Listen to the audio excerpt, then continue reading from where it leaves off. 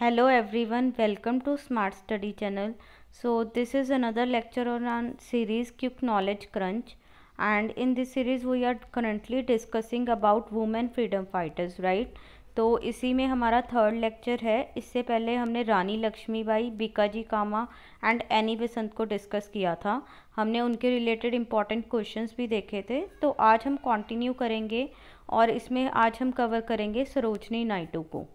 तो चलिए स्टार्ट करेंगे, बट उससे पहले जो कल के हमारे क्वेश्चंस थे बेस्ड ऑन एनी बेसेंट वो पहले एक बार डिस्कस कर लेते हैं। तो ये क्वेश्चंस थे हमारे। फर्स्ट क्वेश्चन था name the newspapers associated with Annie Besant. तो कौन से न्यूज़पेपर्स हैं जो एनी बेसेंट के साथ एसोसिएटेड हैं? तो दो न्यूज़पेपर्स हैं, फर्स्ट है न्यू इंडिया एंड सेकंड है कॉमनवेल्थ। ये बहुत बार एग्जाम्स में पूछा गया है, यूपीएससी में भी आया है ये क्वेश्चन, तो आपको माइंड में रखना होगा new India and Commonwealth. Okay, तो इसी पे आप कमेंट कीजिएगा। न्यू इंडिया तो जैसे हमने देखा एनी बेसेंट का है। यंग इंडिया किन का न्यूज़पेपर है, कौन से फेमस लीडर का, वो आप कमेंट बॉक्स में बताइए। तो चलिए नेक्स्ट क्वेश्चन है who were the founders of theosophical society. Theosophical society जिससे एनी बेसेंट एसोसिएटेड थी, इनकी प्रेसिडेंट बनी थी, तो इनके फाउंडर कौन रहे हैं? इसके फाउंडर जो हैं मैडम HP ब्लैट्स्काय रही हैं। 1875 में उन्होंने फाउंड किया था थियोसॉफिकल सोसाइटी न्यूयॉर्क में।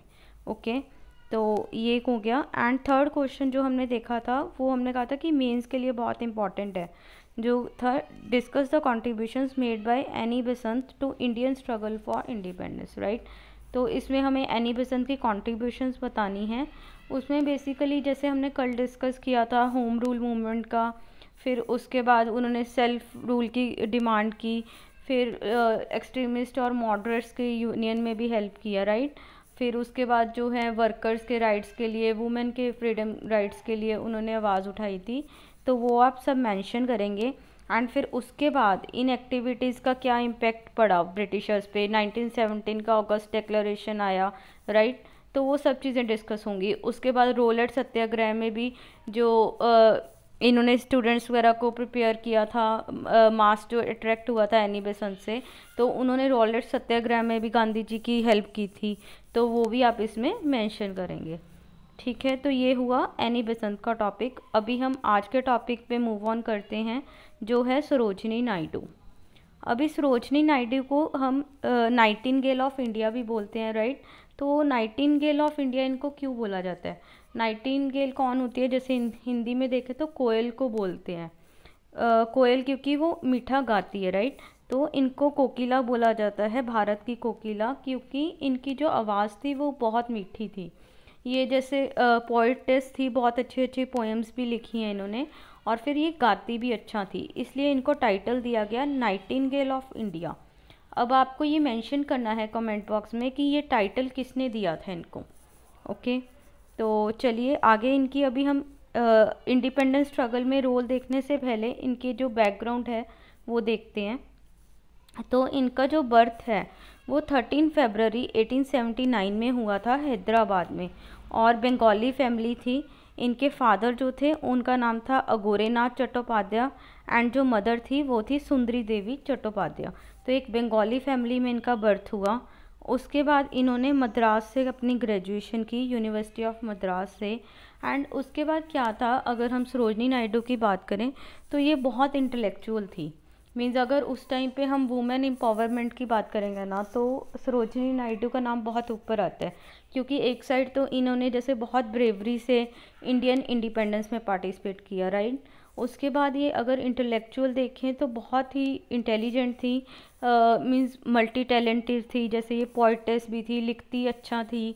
उसके बाद फिर इनको बहुत सारी लैंग्वेजेस की नॉलेज थी, ठीक है, बहुत इंटेलिजेंट थी। तो वुमेन एम्पावरमेंट का अगर एग्जांपल देखें, क्योंकि उस टाइम क्या था, गर्ल्स की एजुकेशन वाइज इतना अच्छे से नहीं होता था, बट इनका एजुकेशन भी बहुत अच्छे से, इंटेलिजेंट थी। तो अलग अलग मीन्स इन्होंने 9 ईयर्स की एज में ही लिखना स्टार्ट कर दिया था, और इतना अच्छी लिखती थी। जो इनको कैम्ब्रिज में पढ़ने का अपॉर्चुनिटी मिला वो इसलिए मिला क्योंकि इनका कुछ ऐसे कॉम्पोजिशन था जिससे हैदराबाद के नवाब बहुत इम्प्रेस हो गए थे, और इनको कैम्ब्रिज पढ़ने भेजा गया उस वजह से।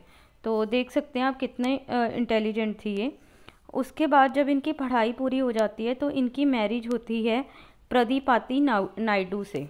ठीक है, अब ये प्रदीपाती नायडू जो थे ये इनकी इंटरकास्ट मैरिज थी। अब उस टाइम पे ये भी एक अलग सी बात थी क्योंकि इंटरकास्ट मैरिजेस तो अलाउड ही नहीं थी। अभी आप देख सकते हैं आजकल भी अगर देखें तो इतने मास लेवल पे इंटरकास्ट मैरिजेस अलाउड नहीं, मतलब नहीं होती। ठीक है, हाँ, हम मतलब नहीं इंकरेज करते। तो उस टाइम पे तो वैसे ही बहुत बुरा हाल था, बट फिर भी क्या था कि इनकी फैमिली, जैसे फैमिली बैकग्राउंड भी देखें, इनके फादर भी बहुत पढ़े लिखे थे, डॉक्टरेट थे, तो इनकी फैमिलीज़ पढ़ी लिखी फैमिलीज़ थी।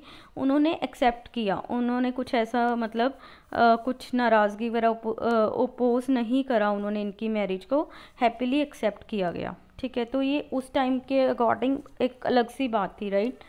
तो उसके बाद जैसे हमने देखा इनको मल्टीपल लैंग्वेजेस आती थी, इंग्लिश, बंगाली, उर्दू, तेलुगु, पर्शियन, तो अलग अलग लैंग्वेजेस में माहिर थी ये। तो ये इनका बैकग्राउंड हुआ। अब अगर इनका रोल हम इंडियन इंडिपेंडेंस मूवमेंट में देखें तो क्या होता है कि जैसे बंगाल की पार्टीशन होगी, राइट, कब हुई थी? 1905 में कर्जन ने जो ऑर्डर्स दिए थे उसके ऊपर। तो उसके बाद इनका बहुत एक्टिव रोल रहता है इंडियन पॉलिटिक्स में। 1915 से लेकर 1918 तक इन्होंने अलग अलग जगहों पर ट्रैवल किया। ठीक है, इंडिया में अलग अलग पार्ट्स में गई, वहाँ पे जाके इन्होंने लेक्चर्स दिए, अवेयरनेस स्प्रेड की, वुमेन की जो है राइट्स की बात की, सोशल वेलफेयर की बात की, जो भी सोशल इवल्स उस टाइम पे थे उनके अगेंस्ट जो है लेक्चर्स डिलीवर किए। ठीक है, फिर उसके बाद 1917 में इन्होंने वुमेन इंडियन एसोसिएशन में के बनने में हेल्प की, मतलब वुमेन के लिए बहुत बढ़ चढ़ के इन्होंने काम किया। और फिर उसके बाद एनी बेसंत के साथ भी इन्होंने काम किया लंदन में, वहाँ पे यूनिवर्सल सफ्रेज की बात की कि हाँ इंडिया को जो है यूनिवर्सल सफ्रेज प्रोवाइड होनी चाहिए, राइट। फिर उसके बाद जब नॉन कॉपरेशन मूवमेंट होता है तो नॉन कॉपरेशन मूवमेंट में अगर हम देखें कि अमंग द फर्स्ट लीडर्स जिन्होंने नॉन कॉपरेशन ज्वाइन किया था तो सरोजनी नायडू का नाम आता है। ठीक है, फिर उसके बाद 1924 में ईस्ट अफ्रीकन इंडियन कांग्रेस हुई थी। ठीक है, वहाँ पे भी ये गई, वहाँ पे 2 डेलीगेट्स गए थे जिनमें से एक थी सरोजनी नायडू। ठीक है, उसके बाद 1925 में ये आईएनसी की फर्स्ट इंडियन वुमेन प्रेसिडेंट बनी। इससे पहले हमने देखा था फर्स्ट वुमेन प्रेसिडेंट कौन थी, आप कमेंट बॉक्स में बताइए, हमने लास्ट ही लेक्चर में डिस्कस किया था। ठीक है, तो फर्स्ट इंडियन वुमेन प्रेसिडेंट जो थी आईएनसी की वो थी सरोजनी नायडू 1925 के सेशन में। उससे पहले एक महिला, मैं दे रही हूँ, एक महिला फॉरेन की थी, इंडियन नहीं थी, वो बन चुकी हैं आईएनसी की प्रेसिडेंट इन 1917, वो आप बताएंगे। उसके बाद अभी आता है सीडीएम, सिविल डिसोबीडियंस मूवमेंट, जिसमें गांधी जी के साथ 78 फॉलोअर्स जो थे उन्होंने दांडी मार्च की थी, राइट।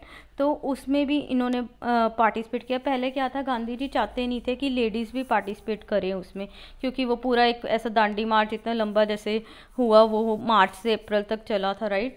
तो गांधी जी नहीं चाहते थे, पर इन्होंने पार्टिसिपेट किया उसमें भी बढ़ चढ़ के। और फिर उसके बाद जब गांधी जी का अरेस्ट हो जाता है ये फिर उसके बाद इन्होंने मनीलाल के साथ मिलके धरासना सत्याग्रह को भी लीड किया और बाद में इनको खुद को भी अरेस्ट किया गया था। फिर उसके बाद जब सेकेंड राउंड टेबल कॉन्फ्रेंस होती है उसमें भी इन्होंने पार्टिसिपेट किया। गांधी जी के साथ एक तो मदन मोहन मालवीय गए थे और साथ में ये भी वहाँ पे सेकेंड कॉन्फ्रेंस में गई थी पार्टिसिपेट करने। ठीक है, ये सारे जो फैक्ट्स हैं बहुत इंपॉर्टेंट हैं, आपको किसी भी कॉम्पिटिटिव एग्ज़ाम में मिल जाएंगे। तो उसके बाद सेकेंड राउंड टेबल कॉन्फ्रेंस हुआ। अब आई क्विट इंडिया मूवमेंट की बारी। क्विट इंडिया मूवमेंट में भी इन्होंने पार्टिसिपेट किया। इनका एक जो एल्डेस्ट सन था उसने भी पार्टिसिपेट किया है क्विट इंडिया मूवमेंट में। और जब क्विट इंडिया मूवमेंट में पार्टिसिपेट करती हैं उसके बाद इनको 21 मंथ्स की अरेस्ट होती है। ठीक है, तो ये इंडिपेंडेंस में इनका रोल रहा, मीन्स इन्होंने कोई भी फेमस मूवमेंट थी उसमें बढ़ चढ़कर हिस्सा लिया। ठीक है, चाहे आप एनसीएम लगा लीजिए, क्विट इंडिया मूवमेंट, सीडीएम, कोई भी मूवमेंट थी उसमें इन्होंने आगे आके, कोई ऐसा नहीं देखा कि हाँ लेडी है नहीं पार्टिसिपेट कर पाएगी, ऐसा कुछ भी नहीं था। इन्होंने फोर फ्रंट पे आके खेला, राइट। तो उसके बाद फिर इंडिपेंडेंस के बाद भी इनको फर्स्ट गवर्नर जनरल बनाया गया उत्तर प्रदेश का। ठीक है, ये कई बार क्वेश्चन आ जाता है, फर्स्ट लेडी कौन थी जो इंडिपेंडेंस के बाद गवर्नर बनी थी, तो वो थी सरोजिनी नायडू, और उत्तर प्रदेश की गवर्नर बनी थी ये। फिर इनकी डेथ हो जाती है 2 मार्च 1949 में लखनऊ में। ओके, तो ये सरोजिनी नायडू का हमारा टॉपिक हुआ। इसके साथ रिलेटेड हम कुछ क्वेश्चंस देखते हैं। तो फर्स्ट क्वेश्चन है, literary works of Sarojini Naidu includes. ठीक है, इनके जो लिटरेरी वर्क्स हैं उनमें से कौन कौन सा ये है आप बताएंगे। ए ऑप्शन है the bird of time, second है the feather of the dawn, C है बोथ, डी है नन। ठीक है, ये हम जो क्वेश्चंस हैं नेक्स्ट लेक्चर में डिस्कस करेंगे। तो सेकंड क्वेश्चन है, play written by Sarojini Naidu which earned her a scholarship to study abroad. अभी हमने देखा था कि इनको कैम्ब्रिज पढ़ने की अपॉर्चुनिटी मिली थी, राइट। नवाब ने, जो है हैदराबाद के नवाब थे, वो इनसे इम्प्रेस होते हैं और इनको बाहर पढ़ने भेजते हैं। तो वो आपको बताना है कौन सा प्ले था जिससे जो नवाब थे वो इम्प्रेस हुए थे। आपको नेम भी बताना है प्ले का और उसकी लैंग्वेज भी बतानी है, कौन से लैंग्वेज में इन्होंने लिखा था। और उसके बाद है कि हम जो सरोजिनी नायडू का बर्थडे है उसको किस फॉर्म में सेलिब्रेट करते हैं, वो आपको बताना है। ठीक है, तो ये हुआ आज का हमारा लेक्चर। और इससे पहले, मैं इसको एंड करने से पहले एक रिक्वेस्ट करूँगी, अगर आपका कोई भी फीडबैक है वो मेंशन कीजिए, और साथ में अगर आपको मेरा कंटेंट अच्छा लग रहा है तो वीडियो को प्लीज़ शेयर कीजिए, लाइक कीजिए और सब्सक्राइब करिए मेरे चैनल को। आप अगर बेल आइकन दबाएंगे तो आपको नोटिफिकेशन भी जो है वो इमीडिएटली मिल जाएंगी, क्योंकि डेली आप देख रहे हैं हम लोग डेली के बेसिस पे वीडियोस डाल रहे हैं, तो वो आपको नोटिफिकेशंस मिलती रहेंगी। तो चलिए फिर एंड करते हैं, कल मिलते हैं। ओके, चलिए, थैंक यू।